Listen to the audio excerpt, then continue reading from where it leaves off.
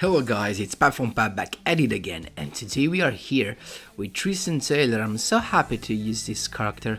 It's one of the most underrated one. I really like it. So I'm here, and as you may have seen from the thumbnail, I'm talking about Heroic. So this was a nice archetype, and it was another one of the hidden reasons why I was so committed to use my gems into this box, to invest my gems in this box, and they are another reason why I will never regret it. So I'm here with Tristan Taylor, and we can jump right into it. But just a quick thing, guys. Just a quick reminder, if you enjoy the content, please leave a like and subscribe. I really appreciate it, and it really helps me a lot. Let's jump right into it. So here with Tristan Taylor and his skill, that is reinforcement. So now for all who do not know what it does, it's pretty easy. Each time your life points decreases by 1500, you can return one card from your hand to your deck and draw a random warrior type monster. So this has no requirement in terms of once per duel or twice per duel. You can use as many times as you want. So this is really cool. And we have the Searcher thanks to this skill. The Searcher is Herald of the Abyss, so you have to pay 1500 to activate this card, and it's just a removal.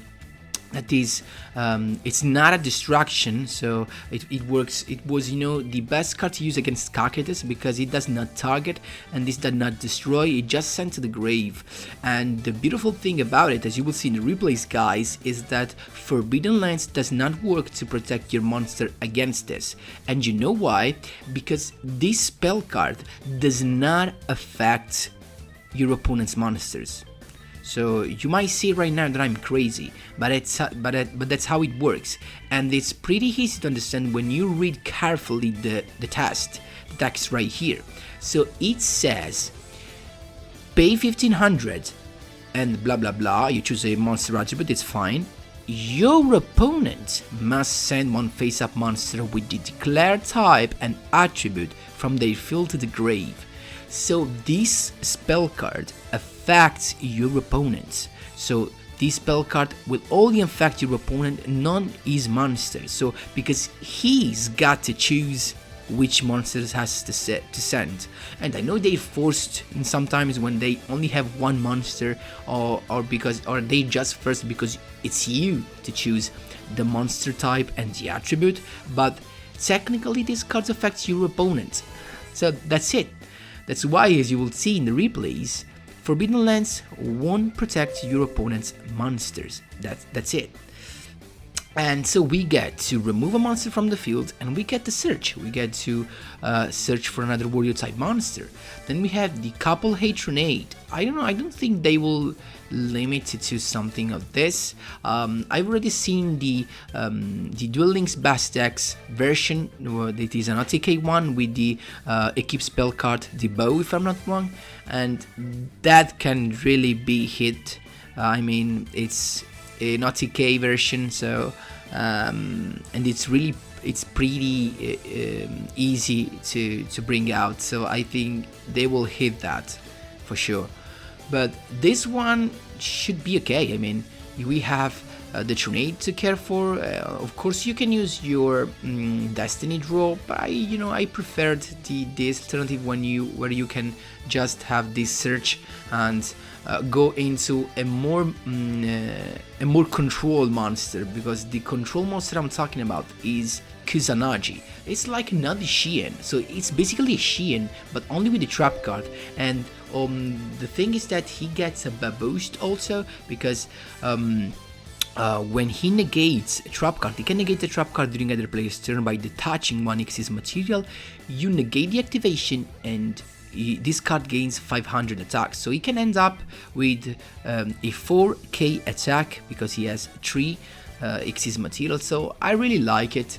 And Then the other stuff is just, you know, a bunch of XCs. Of course, our Excalibur is our RTK machine. Then we have some other cards for control and monster removal, as you can see right here, together with Violent Sigma. Why I put in the Sigma? Because it's so easy to have 3 monsters on the field right here. Let's see why. So we already seen the spell card. Then among the defensive card, we have triple Battling Boxer Veil, that in most of the cases when your opponent only has 1 monster, it will work as another free summon, as you can see, because you know guys, Battling Boxer Veil special summon himself on the field. And then we have the Butter Spy, that is a free special summon when you normal summon a warrior monster and they all warrior right here. Then we have Goblinberg, that on normal summon we special summon a level 4 or lower monster from your hand. Then we have the Assault Halberd, that is a special summon itself, like a Cyber Dragon, and it's also a searcher, but you're never gonna use its second effect. And then last but not least, we have the Heroic Challenger, that can special summon another monster, another double lens from your hand or grave, so you can also recycle monsters from your graveyard if you already have another one in the grave. So pretty cool, I guess. So these guys can all special summon themselves or another monster. So as you will see in the replays, it's really easy to get 3 monsters on the field. So this helps OTK, helps control, helps all you need. And last but not least, I only had one slot left. I decided to put another defense. I decided to put in a Karibo, just in case, you know, we have to deal with some non-targeting cards that can be, you know, pretty tough to deal with. So there you go, a Karibo, just in case. And of course, keep in mind, guys, that the reinforcement works with Battling Boxer Veil. So this means that if you lose more than 1500 and then you recover that life points with your Battling Boxer Veil's effect, you get to use your reinforcement. So you have potentially, I don't know even how many reinforcement in this in a duel. So keep in mind that is pretty cool. Also, you won't lose a card, you won't lose card advantage, because you just return a card and you draw another warrior monster, and almost 100% of the time it will let you have a couple of monsters at least to go into your XC summon. So guys, that was all. I hope it's all clear and we can jump right into the replays. Here we go, guys. First duel with Tristan Taylor against Yugioh. Let's see. First turn with nothing, so I assume he has some hand defense. So actually, sorry, it was me with no card, so I have hand defense actually.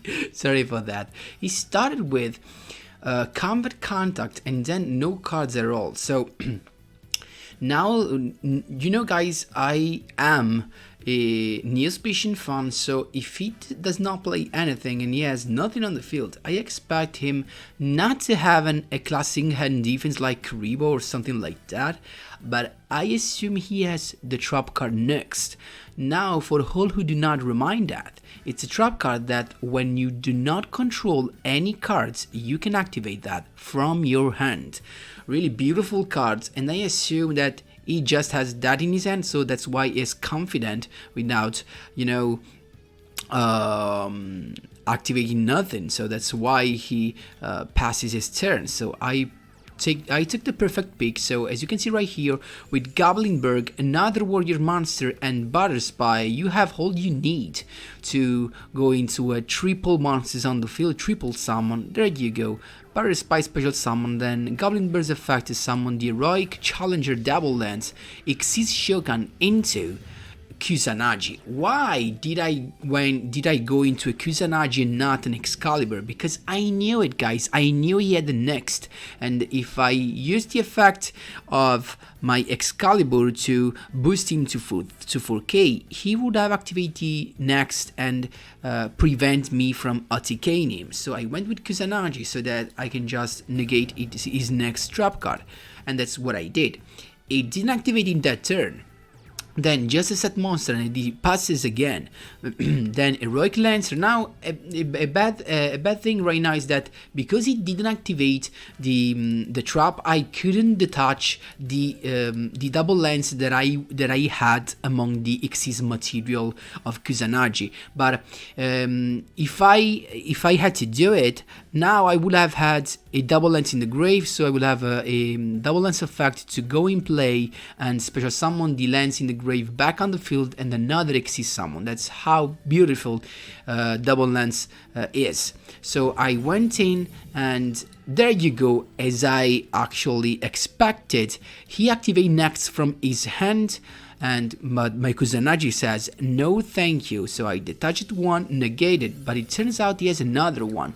Now here's a good actually occasion to show you how this rule work. So you can read in next text that you can only activate one next per turn. So how the hell was he able to activate another one straight away? Because Kusanagi does not negate the effect of the trap, but it does negate the activation. So if you negate the activation next, it's just like he didn't activate it, and he can activate another one straight away. That's how it works. But if Kusanagi next text had written negate the effect of the trap, and if you do destroy it, then he wouldn't have been able to activate another next straight away. That's how it works, guys. Keep in mind that the same works with Neos Fusion, for example. So there you go, he gets to summon that, so it's safe for this turn, but you know, he has no trap because my Kusanagi can negate any trap he activates, so he just scooped, and that's how you do it. Second one, my boys, against Yami Yugi. Let's see what we got. Again, our first turn. So as you can see, our first turn are full of not actually doing nothing, as you can see, because we have our hand defense. And actually, one of the best way, you know, guys, I love hand defense just because it makes your opponent waste a lot of resources. So you are a signing deal, so that's nice to see you. He brought out the midfielder, then he goes all in with the Power Jersey and Black Baker, but it was not enough. So Battling Boxer Veil has all done, as you can see right here, making me recover life points, but I still have the reinforcement, as you can see right here. So reinforcement skill, I make the Butter Spy come back because I actually wanted to draw another Warrior type monster, but I was so unlucky that I draw another Butter Spy, so maybe the same one. So I went straight with Herald of the Abyss, make that stuff, you know, go away by declaring that. And now I misplayed right here, because now I would have been able to use another reinforcement, maybe to change again the Butter Spy, but I didn't do it. I could anyway go into Kusanagi right here with a triple summon, as you can see right here, because I summoned the Battling Boxer Veil. So there you go, Kusanagi to negate the trap card, and then I used reinforcement, and I was unlucky because this Goblinberg would have do the job, and I would have kept my Battling Boxer in hand just in case. So there you go, I went in and he goes with the penalty box. Now he made a mistake. You know why, guys? He could have just, you know, make me attack, and he would have, you know, he would have survived, of course. But because why he misplayed? Because activating the trap let me negate that, and then let me actually gain 500 attack. That is all I need to make that damage lethal. So of course I let the first penalty box go in because there was no reason to negate penalty box. Then he activated the Polyzoic Marella, and then I used the Kusanagi negation, so he boosted up to 3k, and that's all I need to finish him off. So I really fell in love with this Kusanagi.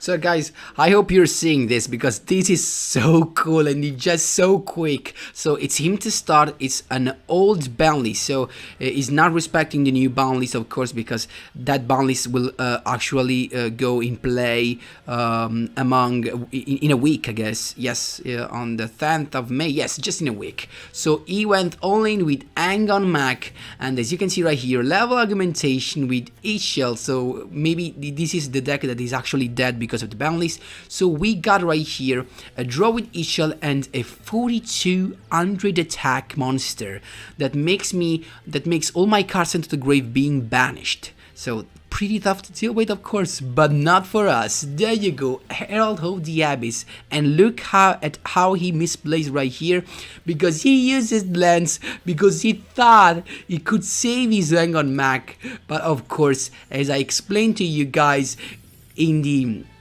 duel breakdown, in the deck list breakdown, he cannot, because the Herald of the Abyss affects your opponent, not his monsters. There you go, and then he just scoped when he realized that he had to send his Zangon Mac to the grave anyway. There you go. Here we go. Of course, we cannot miss Ultimate Dragon set a Kaiba.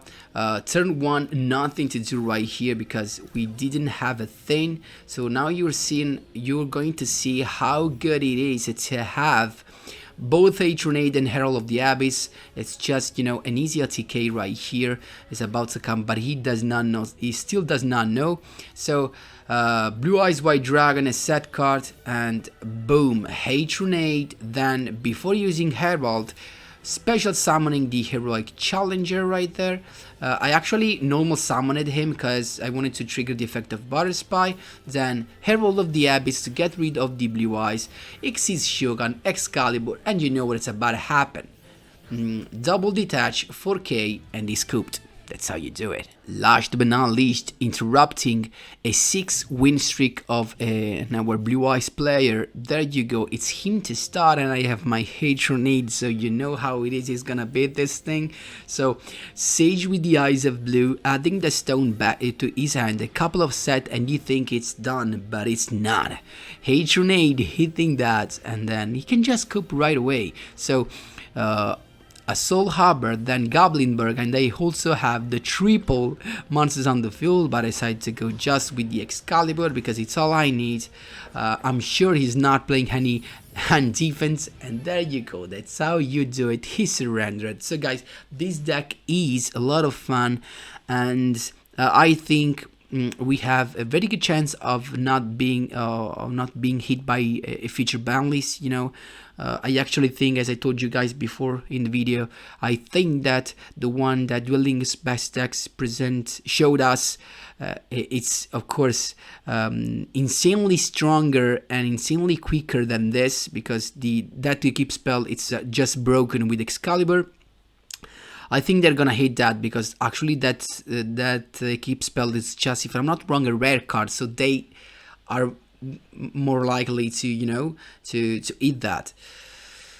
I guess we'll see. So this was my heroic deck. I really have fun with this, and all these decks that I'm going to show you guys, especially this one with the heroic and the UA that I showed you in the previous video, are decks that I love to play. So it's kind of tough to me to, you know, keep the promise and keeping on going to cog with the hero deck. But you know, hero still remains my favorite archetypes.